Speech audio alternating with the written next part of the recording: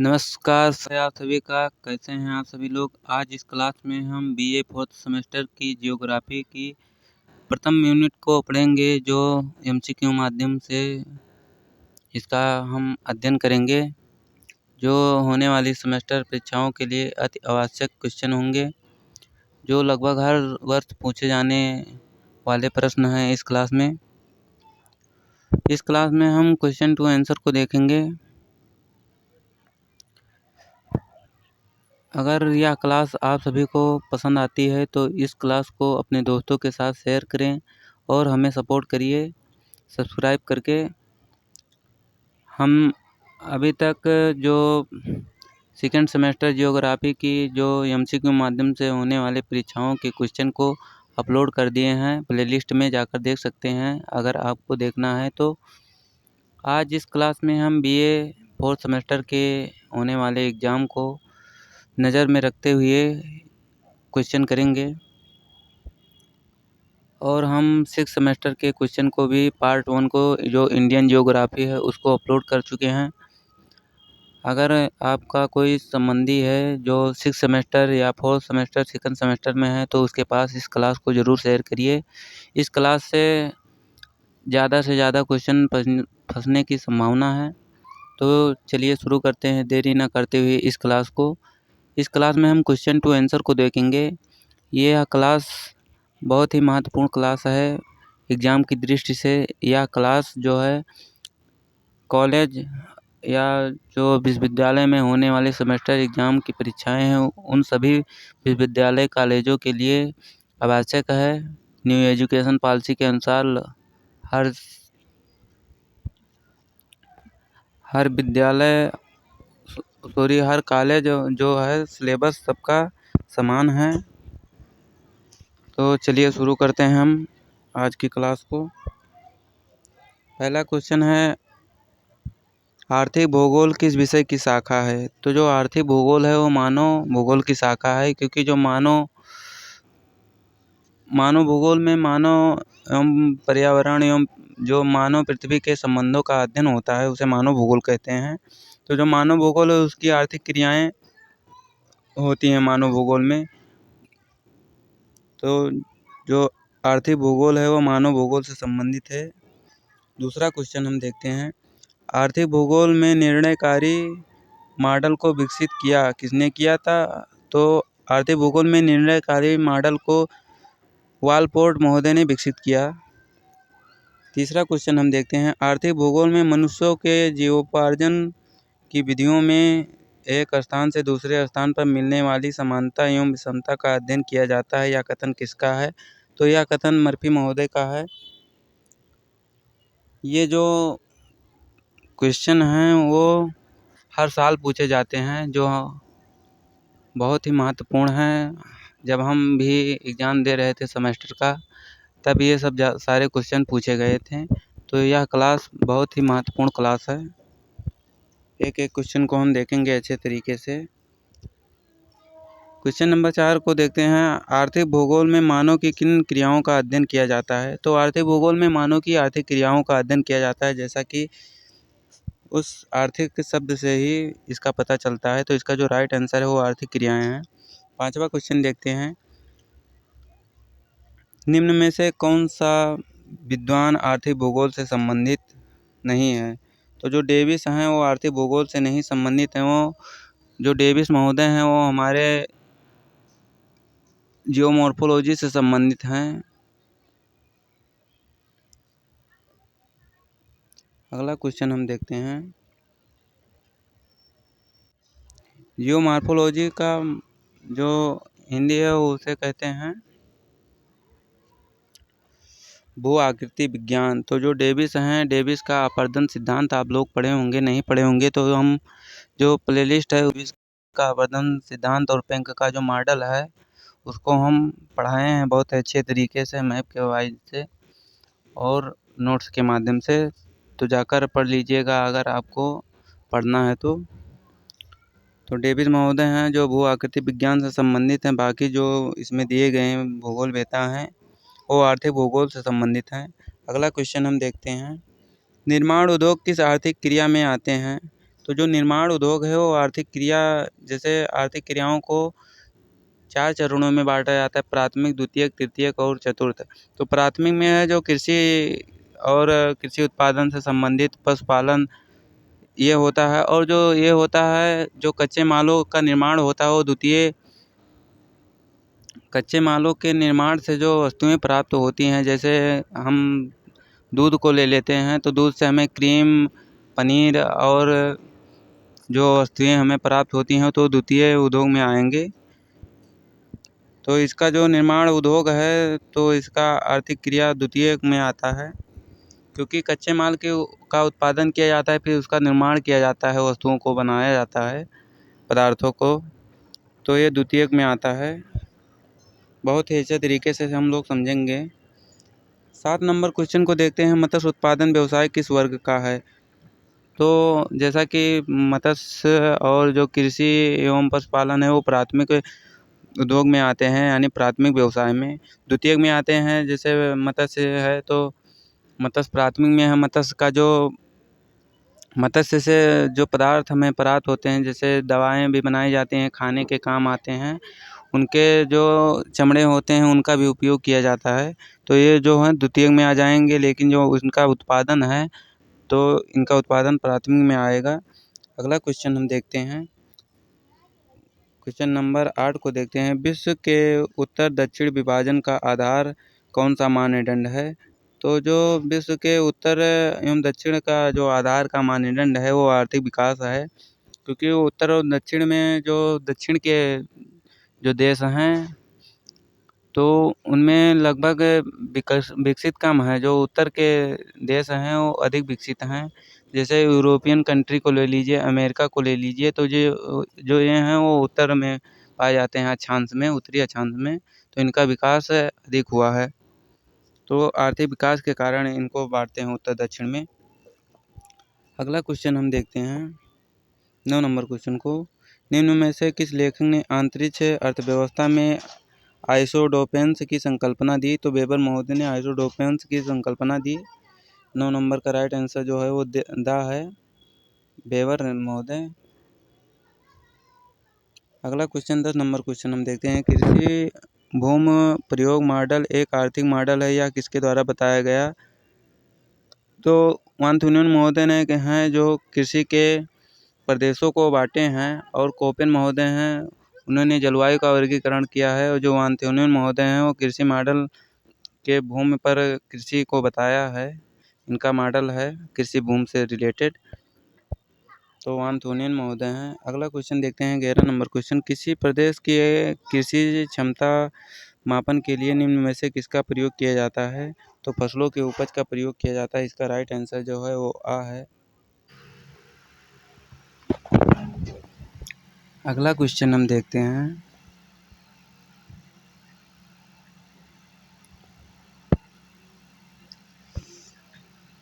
सूची फर्स्ट को सूची सेकंड से सुमेलित कीजिए, यानी जो सूची ए है सूची 2 को सुमेलित कीजिए।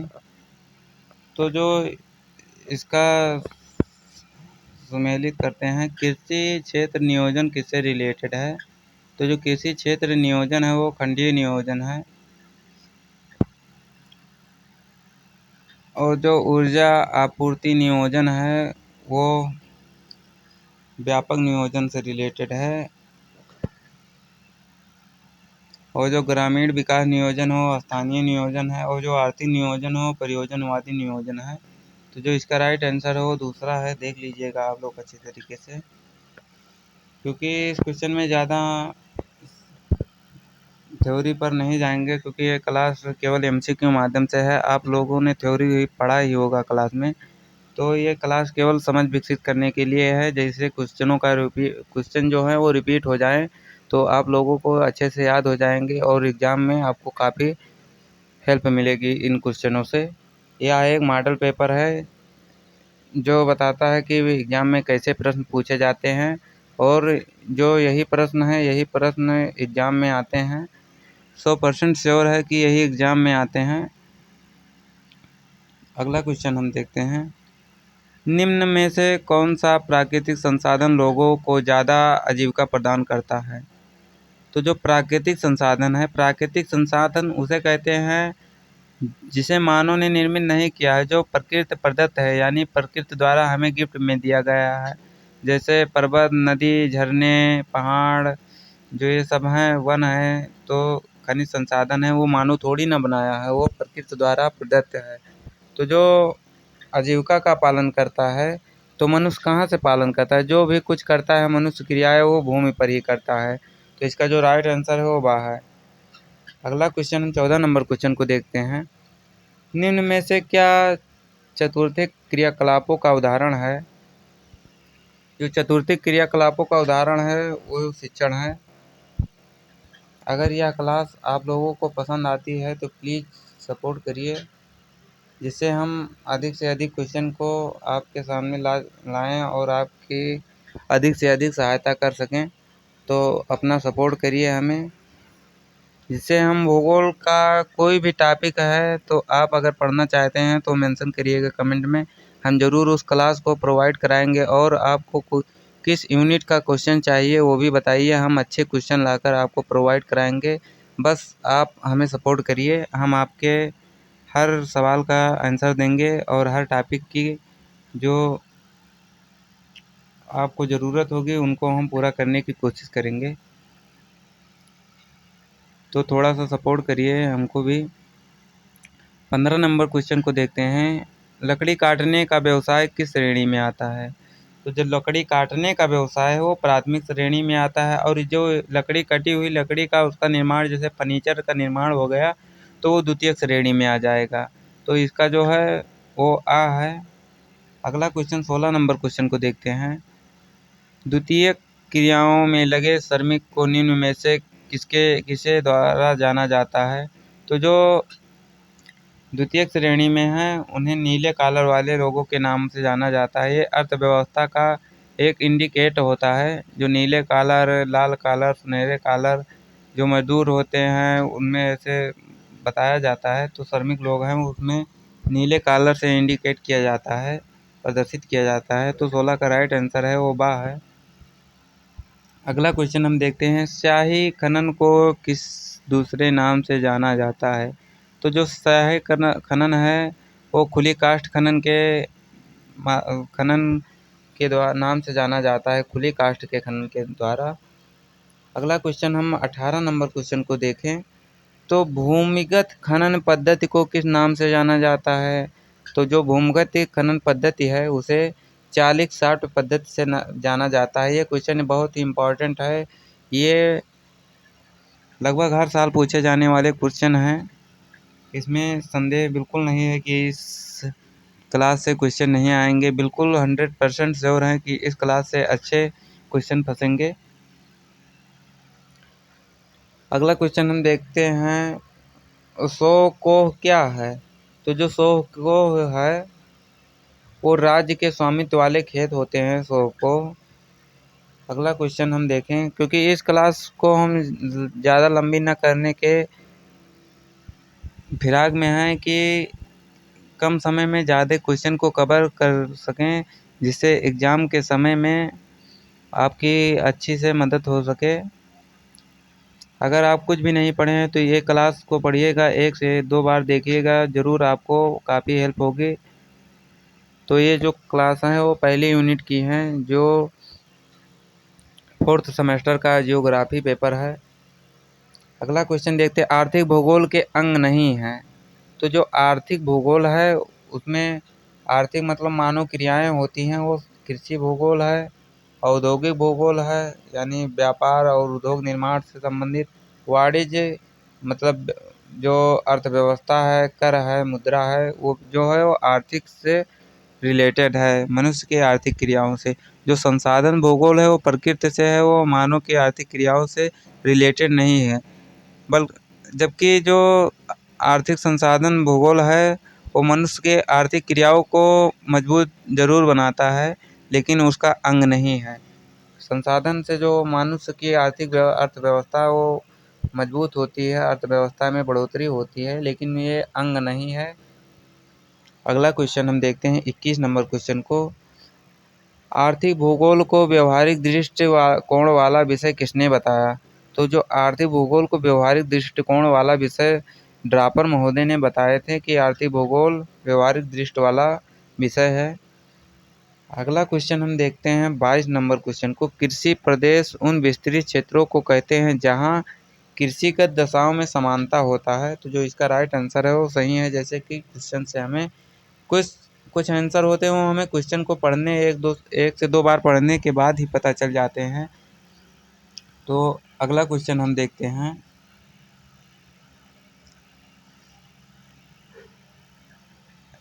कृषि मॉडल से संबंधित क्वेश्चन आ गया है। बहुत ही इम्पॉर्टेंट क्वेश्चन है, बहुत ही हर एग्ज़ाम में पूछा जाता है। यह केवल कॉलेज और यूनिवर्सिटी के एग्ज़ामों में नहीं बल्कि ये नेट जेआरएफ टीजीटी पीजीटी आदि एग्ज़ामों में पूछा जाता है, जिसमें जियोग्राफी के प्रश्न आते हैं। बहुत ही इम्पॉर्टेंट क्वेश्चन है। ह्युटलेसी ने विश्व को कृषि प्रदेशों में विभाजित कब किया था? तो जो ह्युटलेसी महोदय थे, विश्व को कृषि प्रदेशों में जब विभाजित किया था, कब विभाजित? 1936 में विभाजित किया था। इसका राइट आंसर है वो द है। अगला क्वेश्चन हम देखते हैं जो ह्युटलेसी महोदय के कृषि मॉडल से संबंधित ही है। ये भी बहुत महत्वपूर्ण क्वेश्चन है। कृषि उपज तथा पशुओं की स्थिति पहले क्वेश्चन हम देखते हैं। ह्युटलेसी ने कृषि प्रदेशों के विभाजन में किस तत्व को आधार बनाया? तो जो कृषि तत्व को आधार बनाया कृषि प्रदेशों के विभाजन में, कृषि के उपज तथा पशुओं की स्थिति, इसको भी मेंशन किया ह्युटलेसी महोदय ने। कृषि के प्रकार को भी मेंशन किया और पूंजी और श्रम संगठन को इसमें मेंशन किया। जो ये तीनों हैं, इनको सभी का पालन करते हुए ह्युटलेसी ने कृषि प्रदेशों का विभाजन किया।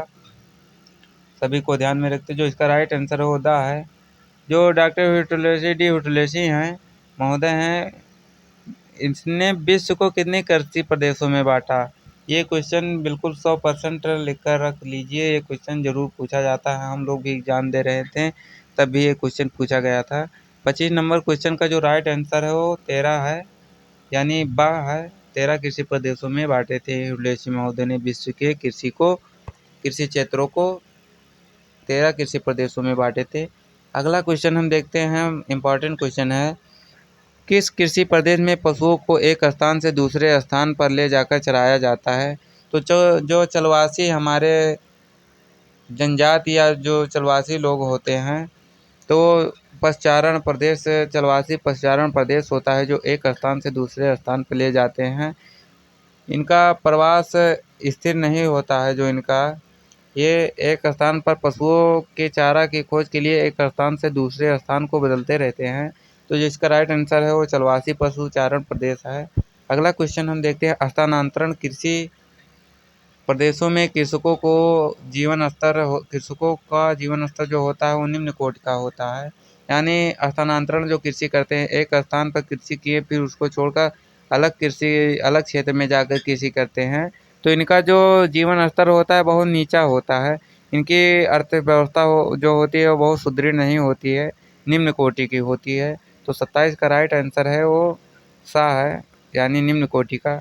एक एक क्वेश्चन को हम बहुत ही अच्छे तरीके से पढ़ते चल रहे हैं, उसका भी हम व्याख्या कर दे रहे हैं, जिससे कि क्वेश्चन अधिक से अधिक याद हो सके और एग्ज़ाम में अधिक से अधिक इस क्लास का फ़ायदा उठा सके आप सभी लोग। जैसा कि हम आप लोगों का सपोर्ट कर रहे हैं, तो हमको भी थोड़ा सा सपोर्ट करिए, क्योंकि अभी हम नए क्लास कर रहे हैं तो हमें सपोर्ट की ज़रूरत है। आप लोगों के सपोर्ट से हम आगे बढ़ सकते हैं और लोगों की जो मदद कर सकते हैं फ्री ऑफ कॉस्ट। अगला क्वेश्चन हम देखते हैं। अधिकांश व्यापारिक बागाती कृषि की जाती है, यानी बागाती कृषि का मतलब बागवानी कृषि, जिसमें चाय, नारियल जो ये सब होते हैं। तो जो इनकी कृषि है यूरोप और अमेरिका में की जाती है। अगला क्वेश्चन हम देखते हैं 28 नंबर के बाद में 29 नंबर क्वेश्चन को। भूमध्य सागरीय कृषि मुख्यतः उत्पादन किया जाता है, तो भूमध्य सागरीय कृषि में कौन से, तो जो रसदार फल होते हैं, अभी जो रसदार फल बोलते हैं, आपने फ्रांस, जापान और ब्रिटेन, जापान नहीं, जो फ्रांस है, ब्रिटेन है और जो भूमध्य सागरीय के क्षेत्र हैं तो उसमें शैंपेन नामक शराब बनाई जाती है जो बहुत ही अच्छे माने जाती है। खट्टो फलों की अधिकता होती है जो विषुवत-रेखीय क्षेत्र होते हैं।